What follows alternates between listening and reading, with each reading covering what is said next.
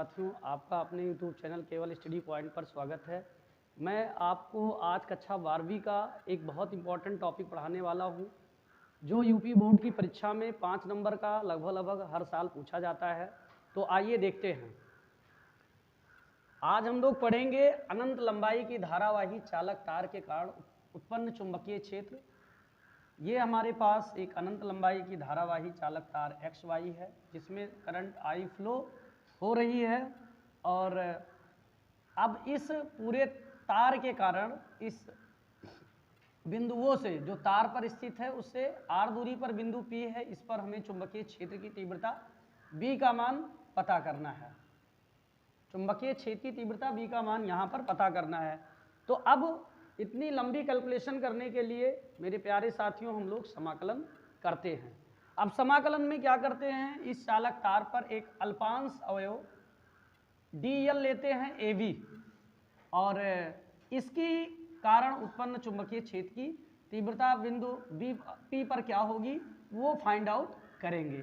इसके लिए बायोसेवर्ट ने एक नियम दिया कि एक करंट कैरिंग वायर में अल्पांश अवयव कोई है dl, और इससे r दूरी पर जो इससे थीटा कोण बना रही है कोई बिंदु P है, तो इस पे चुंबकीय क्षेत्र की तीव्रता ज्ञात करने का फार्मूला बायोसेवर्ट ने दिया dv mu not upon 4 pi I dl sine theta बटा r स्क्वायर। म्यू नॉट जो है निर्वात की चुंबकशीलता है, तो इस फार्मूले का प्रयोग करेंगे। तो आइए देखते हैं इस फार्मूले के अकॉर्डिंग ये जो अल्पांश अवयव dl है उस पर बिंदु P पर चुंबकीय क्षेत्र अल्प चुंबकीय क्षेत्र क्या उत्पन्न होगा। यहाँ से लेकर के यहाँ तक की जो डिस्टेंस है हम लोगों ने y मान रखी है, ठीक। तो आपका हो जाएगा अल्पांश अवयव dl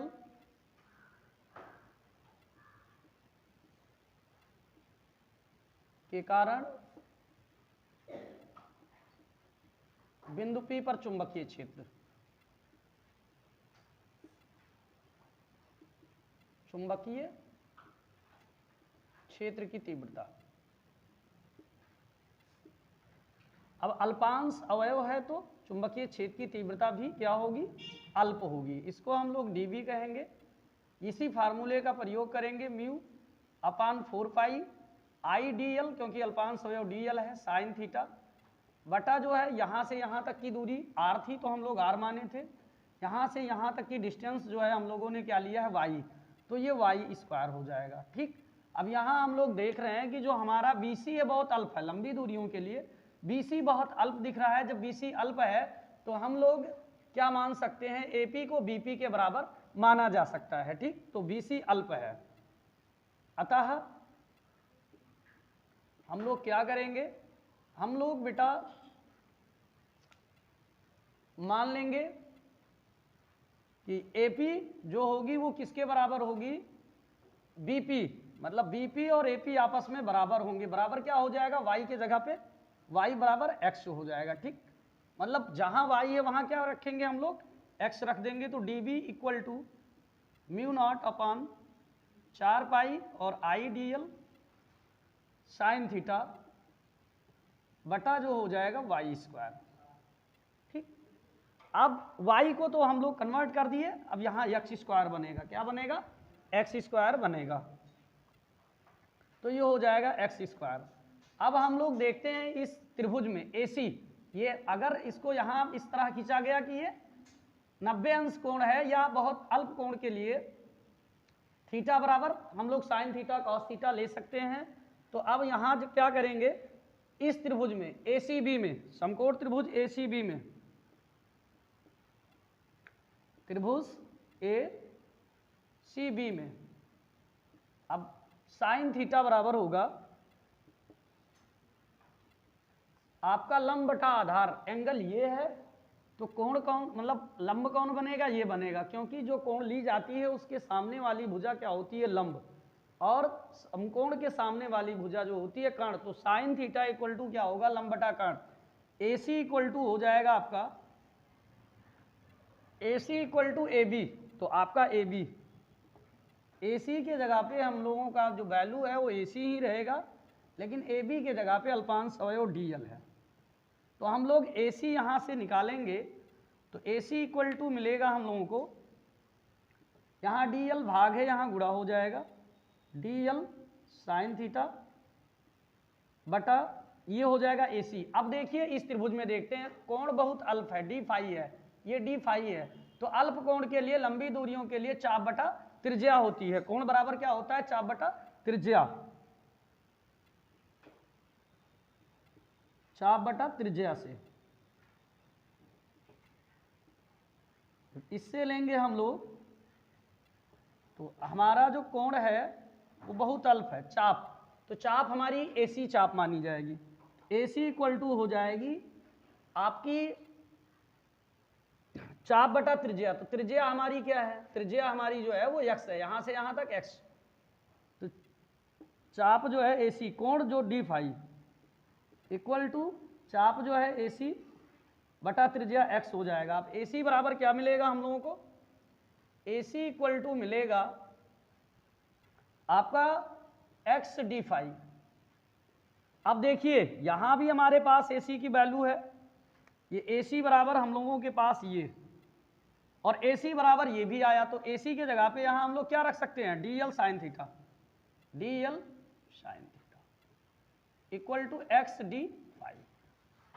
ठीक, अब जहां ये देखिए इस इक्वेशन में हम लोगों के पास डी एल साइन थीटा था, यहां डी एल होगा अल्पांश अवयव है, तो डी एल साइन थीटा के जगह पे हम लोग क्या रख देंगे?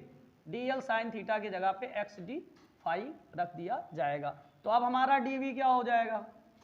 डी वी इक्वल टू हो जाएगा mu not 4 pi into I D L. I D L, अब डी एल हट जाएगा तो डी एल के जगह पे क्या है? डी एल साइन थीटा के जगह पे एक्स डी फाई बटा एक्स, यहाँ हमारे पास 2 बार है तो हम एक्स को 2 बार लिख सकते हैं इस तरह से। अब एक एक्स को यहाँ एक्स से क्रॉस कर देंगे। ठीक, तो अब हमको क्या मिलेगा? D V equal to mu not 4 pi I D phi upon X बन जाएगा। ठीक, अब क्या होगा? अब आगे जब बढ़ेंगे तो हमको इस एक्स से मतलब नहीं है, हमको इस आर से मतलब है। ठीक, तो अब क्या करेंगे हम लोग? ये समकोण त्रिभुज यहाँ भी बन रहा है, तो इन दोनों में संबंध ज्ञात करेंगे। अगर फाई कोण लिया जाएगा तो ये आधार बनेगा और ये कर्ण बनेगा। आधार बटा कर्ण इक्वल टू क्या होता है? कास थीटा होता है। तो यहाँ इस त्रिभुज में देखेंगे समकोण त्रिभुज एओपी में, समकोण त्रिभुज एओपी में, समकोण त्रिभुज एओपी में जब इसमें हम लोग देखेंगे तो हम लोगों को क्या मिलेगा कि कास फाई, यहाँ ये एंगल क्या है? फाई है, तो कास फाई इक्वल टू हो जाएगा आधार बटा कर्ण आर बटा यक्स। अब अगर हमको यक्स का मान ज्ञात करना है तो क्या करेंगे? कास इधर कास फाई गुणा, मतलब इधर है तो इधर आएगा तो ये भाग हो जाएगा, इधर ये गुणा हो जाएगा, X equal to R cos phi. अब क्या करेंगे हम लोग कि यहाँ इस समीकरण में जहाँ यक्स है वहाँ आर कास फाई रख दिया जाएगा, तो डी बी इक्वल टू आपका हो जाएगा म्यू नॉट अपान 4 पाई और I D phi upon X के जगह पे हम लोग क्या रख देंगे? एक्स के जगह पे रखेंगे आर बटा एक्स, वो आर बटा कॉस थीटा कास फाई है जी। अब ये कास फाई इधर भाग है बटे में, तो कहाँ जाएगा? ऊपर जाएगा। तो कुल मिलाकर के डी वी इक्वल टू हो जाएगा हमारा म्यू नॉट अपान 4 पाई, और ये ऊपर जाएगा तो ये कॉस फाई हो जाएगा, I cos phi D phi बटा बचेगा आर। अब हमको क्या करना है? संपूर्ण जो अनंत लंबाई की चालक तार है उसके कारण ज्ञात करना है। तो यहाँ माना गया है जो एंगल यहाँ बन रहा है वो फाई 1 है। ठीक, यहाँ जो बन रहा है एंगल ये फाई 2 है यहाँ से यहाँ तक। अब हम लोग जानते हैं कि कोई कहीं भी जब कोण बनाते हैं, मान लो यहाँ, तो ऊपर जाने से कोण क्या बनता है? प्लस, और नीचे जाने से कोण क्या बनता है? माइनस। ठीक वही प्रोसेस यहाँ हो रही है, अगर ऊपर कोण प्लस हो बन रहा है तो नीचे क्या बनेगा? कोण हमारा माइनस बनेगा। ठीक, तो अब देखिए मेरे प्यारे साथियों, आप क्या करेंगे? संपूर्ण धारावाही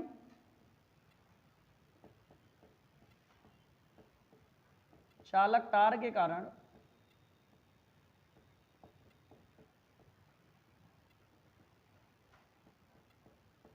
बिंदु P पर उत्पन्न कुल चुंबकीय क्षेत्र की तीव्रता।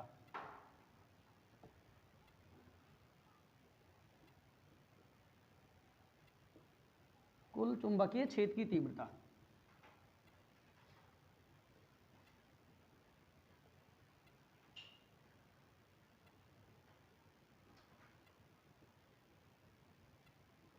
इसके लिए क्या होगा, हम जहां से स्टार्ट करते हैं वहां से लोअर लिमिट से अपर लिमिट तक, तो ये हमारी लोअर लिमिट है और ये अपर लिमिट। कोण कितना बन रहा है फाई, क्योंकि कोण के रूप में हम लोगों का मान आया है।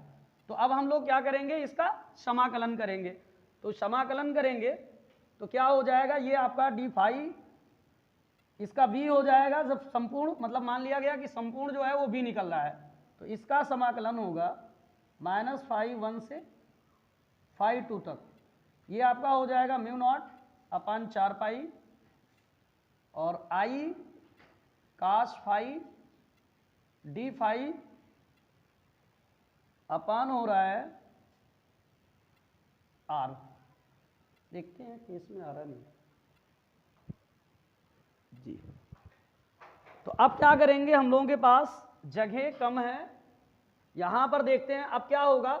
इसमें केवल और केवल समाकलन जो होगा वो कास फाई डी फाई का होगा इसी का, और बाकी क्या होगा बाहर निकल आएगा।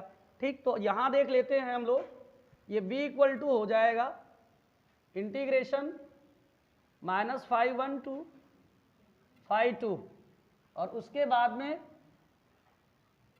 नहीं, इसको बाहर ले लेंगे, जिसका समाकलन नहीं होना है उसको हम लोग बाहर ले लेंगे। तो समाकलन इसका नहीं होगा, म्यू नॉट अपान 4 पाई और आई अपान आर का समाकलन नहीं होगा, समाकलन होगा -φ1 टू φ2, किसका होगा कास फाई डी फाई। तो इसके लिए जो फार्मूला हम लोगों का है, कास फाई का जब समाकलन करते हैं तो कास का जो होता है integration cos X D X equal to sine X होता है। क्या होता है, साइन एक्स। तो अब हम हमारा क्या बन जाएगा, साइन एक्स बन जाएगा। तो म्यू नॉट अपान 4 पाई और आई अपान आर इंटू कॉस, लेकिन लिमिट नहीं हटेगी अभी, ये हो जाएगा साइन फाई। कास किस में जाएगा, साइन फाई में, और ये हो जाएगा माइनस, जो लिमिट है -1 से φ2 तक। अब क्या होगा, ये लिमिट कैसे हटाते हैं, एक बार लिमिट के स्थान पे हम लोग एक बार प्लस रख देते हैं, मतलब अपर लिमिट रखेंगे फिर माइनस करेंगे फिर लोअर लिमिट रखेंगे। तो ये हम लोगों का क्या हो जाएगा, b equal to mu not upon 4 pi I upon R equal to ये हो जाएगा साइन φ2, और फिर यहाँ माइनस है, माइनस यहाँ भी होगा, ये साइन -φ1। अब क्या करेंगे हम लोग, b equal to mu not upon 4 pi, sine theta अगर माइनस होता है तो वो माइनस ही रहता है, प्लस नहीं, माइनस यहाँ हटेगा ये प्लस हो जाएगा। तो ये साइन φ2 होगा प्लस साइन φ1। अब एक चीज देखते हैं हम लोग, इंपॉर्टेंट चीज जो है, ये इतना आ गया। अब कोई अनंत लंबाई की चालक तार है मान लो ये, और यहाँ पर कोई बिंदु है, तो जैसे जैसे चालक तार की लंबाई बढ़ाएंगे, यहाँ कोण बन रहा है, वैसे वैसे कोण क्या होगा, बढ़ता जाएगा। जैसे जैसे चालक तार की लंबाई बढ़ाएंगे कोण बढ़ता जाएगा, और एक ऐसी स्थिति आएगी कि नीचे भी बढ़ेगा। तो ये φ1 और φ2 क्या हो जाएंगे हमारे, 90 डिग्री हो जाएंगे अनंत लंबाई के लिए। ठीक, अनंत लंबाई के लिए क्या होगा, बढ़ता जाएगा कोण का मान, लेकिन 90 से ज़्यादा नहीं हो सकता। φ1 बराबर φ2 माना जा सकता है 90 डिग्री। ठीक, तो ये b इक्वल टू हमारा हो जाएगा mu not upon 4 pi I upon R, और ये साइन 90। साइन 90 की वैल्यू जो होती है वो होती है 1, तो 1 यहाँ हो जाएगा 1 यहाँ हो जाएगा। तो v इक्वल टू मिलेगा हम लोगों को म्यू नॉट बटा 4 पाई आई बटा आर, और ये साइन 90 का मान एक यहाँ हो जाएगा और एक यहाँ हो जाएगा, 1 + 1 इक्वल टू 2। तो ये b इक्वल टू हो जाएगा हम लोगों का म्यू नॉट 4 पाई और आई अपान आर, और ये 2 हो जाएगा, 2 से काट दीजिए, 2 दूनी 4, तो बी बराबर कुल मिला करके हम लोगों का जो बी प्राप्त हुआ वो प्राप्त हुआ mu not I upon 2πr। ये अनंत लंबाई के चालक तार के लिए चुंबकीय क्षेत्र की तीव्रता का फार्मूला प्राप्त हुआ। अब एक बार आप लोग स्क्रीनशॉट ले लीजिए, फिर आगे हम इसको एक बार एक्सप्लेन करेंगे।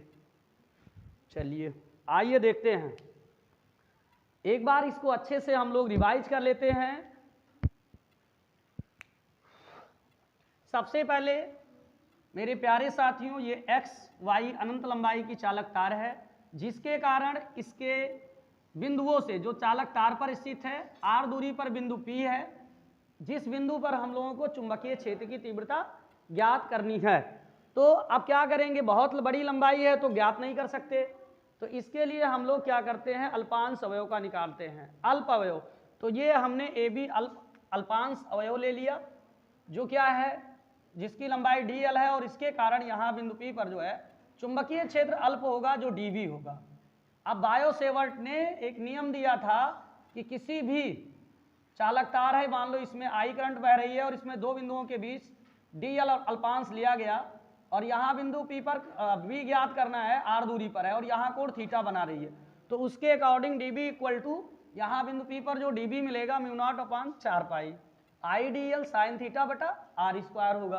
तो ये इसके अकॉर्डिंग हमने देखा, तो यहाँ कोण थीटा बन रहा है, तो यहाँ से यहाँ ये अल्पांश अवयव के कारण जो उत्पन्न हुआ वो ये हुआ db म्यू नॉट बटा 4π आई dl साइन थीटा बटा y स्क्वायर। लेकिन अब ये bc बहुत कम है, अल्प है, लंबी दूरियों के लिए क्या करेंगे, ये bc अल्प है, ये अल्पांश अवयव यहाँ से भी ले सकते थे, तो आप AP इक्वल टू BP मान सकते हैं, मतलब y के जगह पे हम लोग क्या रख सकते हैं, x रख सकते हैं। तो हमने क्या किया, y के जगह पे यहाँ x रख लिया, x स्क्वायर हो गया। अब यहाँ समकोण त्रिभुज में हम लोग देखते हैं, तो ACB ये आपका समकोण त्रिभुज है, ये कोण बन रहा है, तो AC बराबर क्या हो जाएगा, भाई हमको कोण से मतलब है, अल्पांश अवयव dl से यहाँ कोई मतलब नहीं है, एंगल से मतलब है। तो ये अल्प अवयव मतलब जब थोड़ा सा अल्पांश अवयव से जो कोण बन रहा है वो d फाई है, तो यहाँ आपका ये AC लंब बनेगा, लंब बटा कर्ण बराबर साइन थीटा, तो साइन थीटा बराबर आपका AC बटा dl हो गया, AC इक्वल टू आ गया dl साइन थीटा।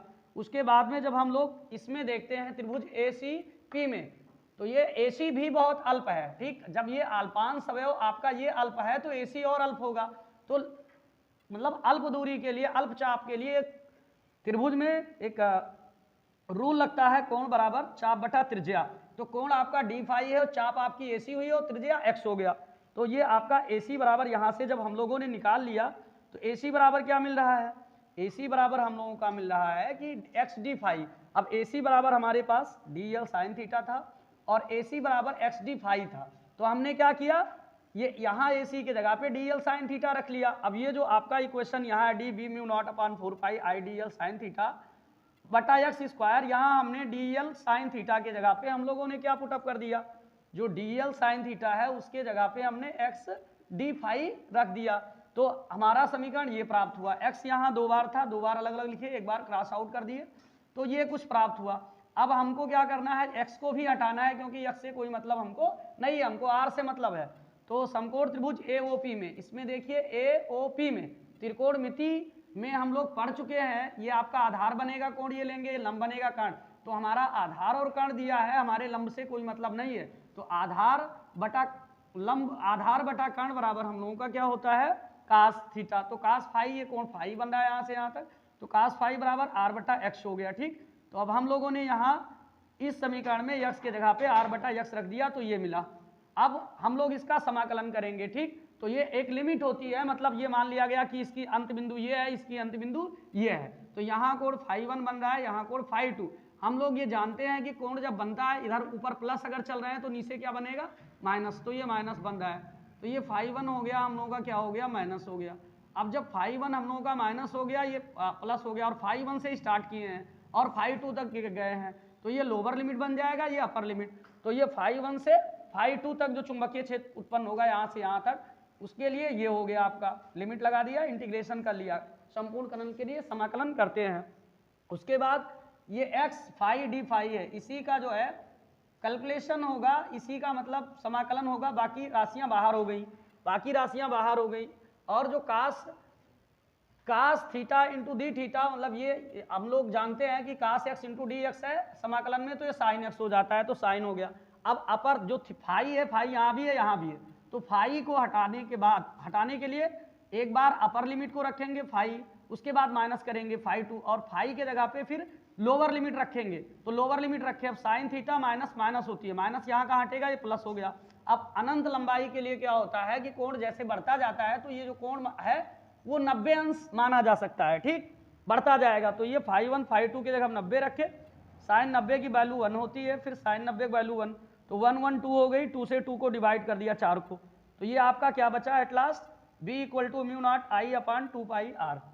मेरे साथियों, अगर वीडियो पसंद आया हो तो लाइक करें, सब्सक्राइब करें व अन्य ग्रुप में भी शेयर करें, ताकि मेरे द्वारा बनाई गई वीडियोज़ की लेटेस्ट नोटिफिकेशन आपको शीघ्र प्राप्त हो।